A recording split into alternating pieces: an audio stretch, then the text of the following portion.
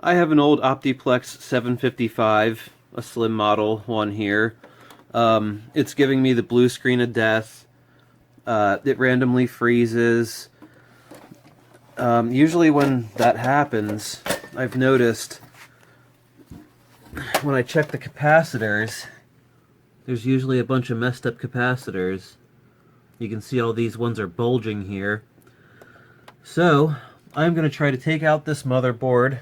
Well, I'm not going to try. I'm going to take out this motherboard, and I'm going to desolder all of these bulging capacitors, and I'm going to replace them with good new capacitors.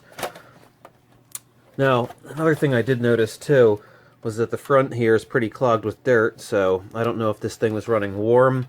I'm sure it was running a little warm, but I don't know if that was the whole issue. That's really clogged too. I'm hoping this power supply is okay. So I'm going to start by pulling up on this tab and removing this, which I noticed isn't even the one that would have come with it because it's an IDE. Not sure how that got in here, but whatever. I guess somebody shoved it in here just to fill out the hole. Take out the floppy 3.5-inch drive here. And we got a hard drive down there. To get the hard drive out, you just gotta pinch these two blue tabs here and push towards the rear of the case. It's pretty hard to do with one hand, but there you go.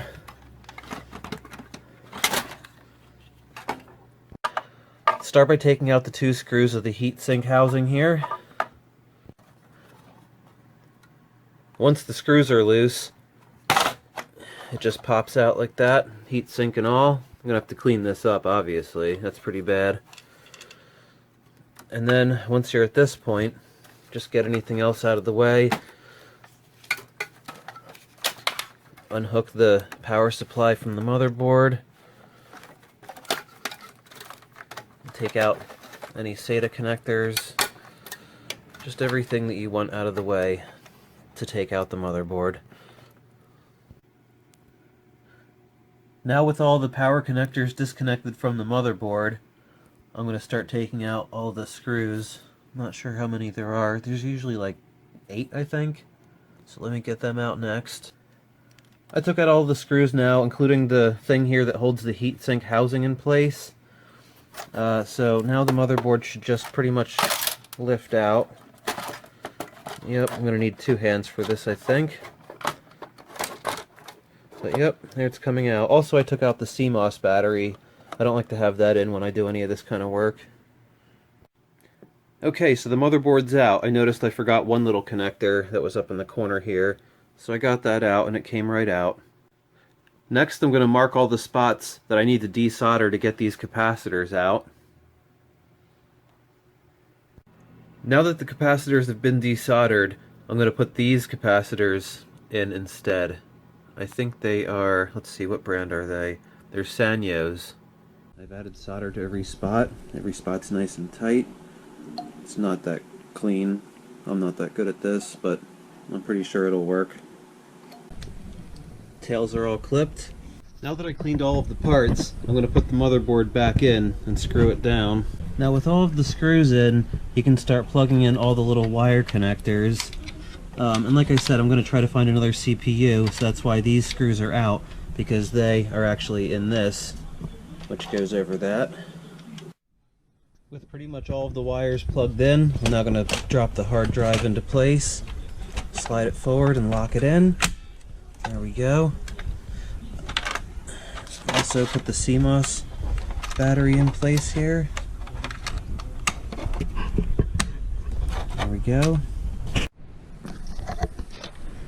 The 3.5-inch floppy drive just gets pushed down and slid forward just the same as the hard drive.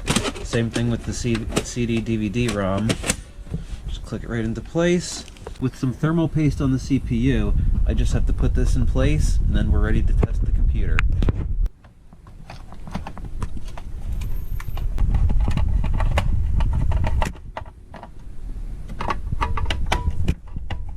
Everything's together in place. I'm just going to put the cover back on and go hook it up somewhere to give it a good test.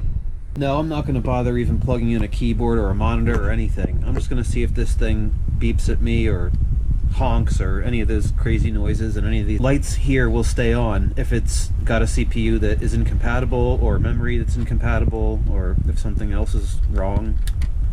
So let's see here. Oftentimes when you have a weird problem, or even if a computer won't boot, or if it has a black screen or whatever, not only should you pull the power for a minute or two, but pull the CMOS battery. You don't really have to pull this out for very long if this thing has already lost power. And just plug it back in. And many times I've had success with a computer booting now after taking this out. Sometimes you'll have to change settings within the BIOS, because it will reset all of the BIOS settings. But putting the battery back in, messing with the BIOS, I've fixed many computers that seemed like they were totally dead just by doing that. So because I had the orange light of death, I decided to try a different power supply. Now I tried a full-size power supply. Actually, this one's really old. See, it's not even the right connector here, but it's good enough to power on a PC, and it does boot up just fine. So obviously we have a bad power supply here, so I have to find another one that fits in this case, and then I can proceed. Alright, this power supply is in, so before I get carried away, let's plug it in and test it.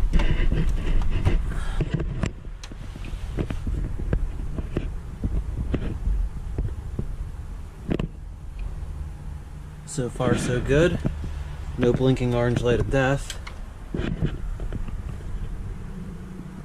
Oh, there's the blinking orange light of death. So we have another bad power supply.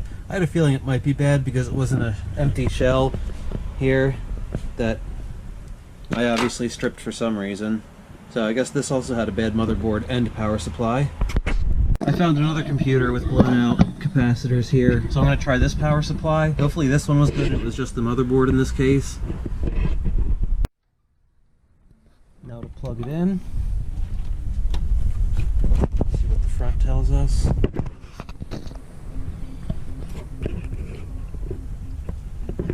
Looks good. Now let's hope it doesn't give us the orange blinking light of death. Alright. So I guess this power supply is good. So we managed to find one out of all these bad computers. The computer's fully booting up, so. Now that everything's working and Windows 10 is installed already, I'm going to shut it down and install everything properly and put it together. I decided to swap out the old hard drive for a solid state one. With the 3.5-inch drive plugged in, we can put it into place here. Pop it in. Now let's get the CD-ROM drive all plugged in and popped in too. With everything plugged in and in place, we can put the cover on. Put down. And there you have it. We switched out capacitors that were burned out on a motherboard, and the computer's working great.